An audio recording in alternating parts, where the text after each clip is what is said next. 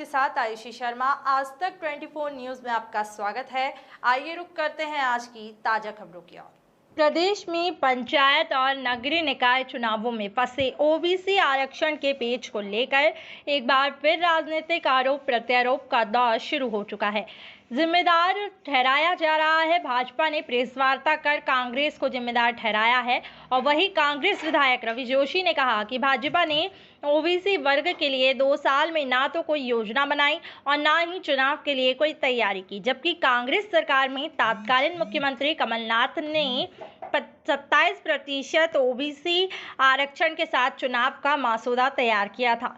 कांग्रेस के आरोप पर भाजपा पूर्व जिला अध्यक्ष परशुराम चौहान ने पलटवार करते हुए कहा कि मध्य प्रदेश में भाजपा सरकार अन्य पिछड़ा वर्गों को 27% आरक्षण देने की पक्षधर है, जबकि कांग्रेस की तत्कालीन कमलनाथ सरकार ने 8 जुलाई 2019 को विधानसभा में मध्य प्रदेश लोक सेवा आरक्षण विधेयक में भ्रामक व असत्य आंकड़ा प्रस्तुत किया है। मध्य प्रदेश में पिछड़े वर्ग की कुल जनसंख्या सिर्फ 27% है। यह कांग्रेस का असली ओबीसी विरोधी चेहरा है, जो मध्य प्रदेश के दस्तावेजों में सदैव के लिए साक्षी बन गया है। और कांग्रेस नहीं चाहती कि पिछड़े वर्गों को 27% आरक्षण का लाभ मिले। कांग्रेस नहीं चाहती कि स्थानीय चुनाव हो। कांग्रेस ने याचिकाएं लगाकर चुनाव रुकवाए हैं। चौहान ने कहा कि हाल ही में सुप्रीम कोर्ट ने नगरीय निकाय और पंचायत चुनाव वगैरह ओबीसी आरक्षण करने का आदेश दिया है और उक्त पारित आदेश में संशोधन की मांग को लेकर मध्य प्रदेश की शिवराज सरकार ने पुनः सुप्रीम कोर्ट का दरवाजा खटखटाया। शुक्रवार को सुप्रीम कोर्ट ने याचिका स्वीकार करते हुए अगली सुनवाई की तारीख 17 मई तय कर दी है और बिना ओबीसी आरक्षण के नगर निकाय और पंचायत चुनाव कराने की वर्तमान स्थिति कांग्रेस के कारण निर्मित हुई है। भारतीय जनता पार्टी 27% आरक्षण को लेकर के अब जिले भर में प्रेस कॉन्फ्रेंस कर रही है। कमलनाथ जी ने पहले कहा था कि हम 27% आरक्षण देंगे, अभी भी उन्होंने घोषणा करी है कि हम 27% आरक्षण ओबीसी को देंगे। इस पर आप क्या कहना चाहते हैं? मेरा ये मानना है कि अगर कांग्रेस की सरकार होती तो 27% आरक्षण के साथ नगरीय निकाय के चुनाव होते, जनता को, पिछड़े वर्ग के लोगों को उनका अधिकार मिलता। भारतीय जनता पार्टी और भारतीय जनता पार्टी की सरकार ने ओबीसी के साथ बहुत बड़ा अन्याय किया है। 2 वर्ष सरकार में हो, अभी है बीजेपी की सरकार 2 वर्ष से, लेकिन उन्होंने 27% आरक्षण के लिए, पिछड़े वर्ग के लिए किसी भी प्रकार की कोई योजना नहीं बनाई, नहीं चार्ट, नहीं आरक्षण की कोई व्यवस्था ऐसी करी थी कि पिछड़ों को लाभ मिले। अन्याय हुआ पिछड़ों के साथ। कांग्रेस पार्टी और हम सब लोग मिलकर सड़क से लेकर सदन तक और सदन से लेकर दिल्ली तक इस बात की लड़ाई पुरजोर तरीके से लड़ेंगे और पिछड़ों को उनका अधिकार दिलाएंगे।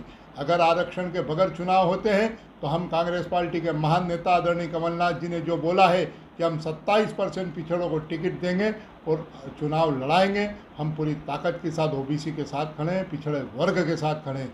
मैं विशेषकर पिछड़े वर्ग के नौजवान साथियों और बुजुर्गों से और माता बहनों से निवेदन करता हूं कि भाजपा की सरकार ने जो अन्याय किया है पिछड़े वर्ग के साथ, आओ हम सब मिलकर भाजपा को यहाँ से हटाएं और पिछड़े वर्ग के साथ न्याय करें। धन्यवाद। जय हिंद, जय भारत। भारतीय जनता पार्टी का मूड की तरफ सर्व जनता का मूड है और ये चुनाव जो है इसमें 101% भारतीय जनता पार्टी की सब सरकारें बनेगी। आपने चुनाव दोनों पंचायत में भी और नगर निकाय के चुनाव में भी हम चुनाव से कभी डरते नहीं। भारतीय जनता पार्टी क्योंकि जो काम है, जिस समाज हित में सब काम चल रहा है, योजनाएँ चल रही है, इसलिए हमको पूरा विश्वास है कि जनता का जो समर्थन है उस आधार पर हम चुनाव तय सीमा में कराना चाहते हैं।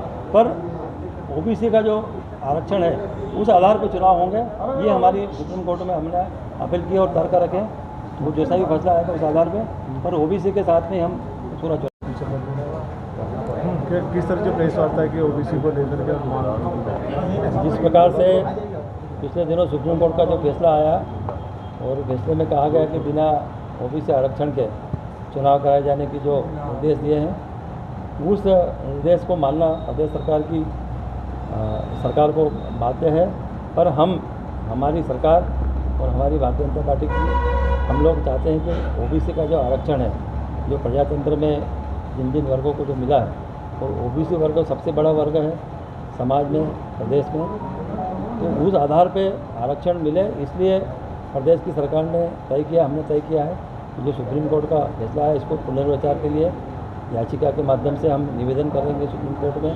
और आज जानकारी के अनुसार ये है कि सुप्रीम कोर्ट ने हमारी बात सुनने के लिए, प्रदेश की सरकार की बात सुनने के लिए तो अपील को स्वीकार किया है और 17 तारीख को उसका निर्णय आने वाला है। सुप्रीम कोर्ट ने 17 पर तारीख को हम हमारी सरकार और हम ये चाहते हैं कि हमको ओबीसी का जो आरक्षण है वो पूरा मिले, उस आधार पर ही चुनाव अगले हो, ये हमारी मुख्य रूप से।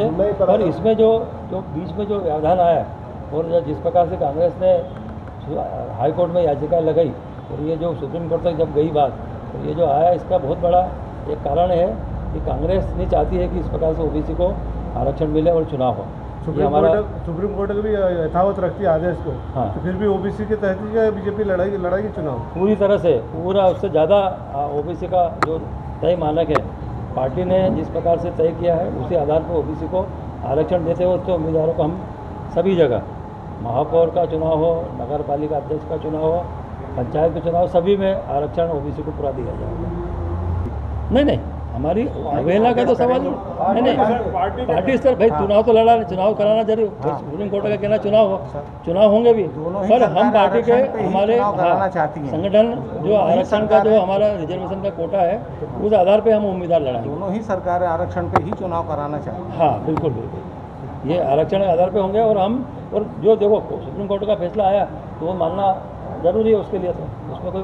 पर आरक्षण अगर के अलावा आयोग चुनाव बिना आरक्षण के कराता है तो पार्टी उसमें हमारे आरक्षित जो क्षेत्र है हमारा वो पूरा उसमें आरक्षण कर ही चुनाव लड़ेगा। कांग्रेस तो आरोप लगा रही है कि बीजेपी चुनाव कराना चाहती है हार के डर से। नहीं, ऐसा हो ही नहीं सकता। हार का डर अभी हमारी पूरे आपने देखा 5 विधानसभा चुनाव हुए, उसमें 4 जगह हमारी विधानसभा में सरकार बनी है। तो सरकार भारतीय जनता पार्टी का मूड की तरफ सर्व जनता का मूड है और ये चुनाव जो है इसमें 101% भारतीय